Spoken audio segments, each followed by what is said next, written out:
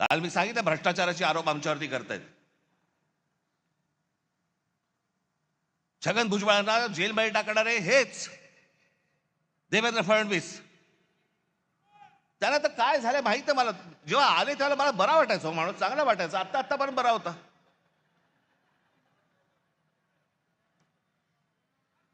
काल मी जो बोललो ती रसमलाई आली होती,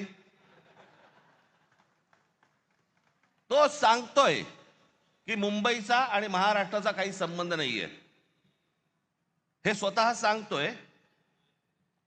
आणि फडणवीस म्हणतात नाही, तो असं काही बोललाच नाही, त्याचा तो अर्थच होत नाही म्हणे. मला असं वाटायचं की फडणवीसांना इंग्रजी कळतं.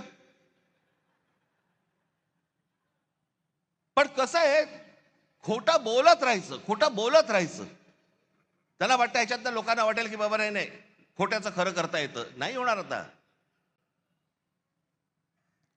मला आत्ताच सकाळी कोणीतरी त्याची एक क्लिप पाठवली. लावर स्टेटमेंट बद्दल काय म्हणा. Bombay is not a Maharashtra city. कारण मुंबई महाराष्ट्राची नाही याच्या असं हे म्हटलंय. Bombay is not a Maharashtra city. Mumbai is not a Maharashtra city. असं नाहीये. Bombay is not a Maharashtra city. त्यांनी म्हटलं मुंबई हे आंतरराष्ट्रीय, आणि ते खरंच आहे, आंतरराष्ट्रीय शहर आहे. त्यात काय वाईट आहे? Bombay is not a Maharashtra city. आंतरराष्ट्रीय शहर आहे, महाराष्ट्राचं नाही असं असं बिलकुल नाही म्हटलेलं.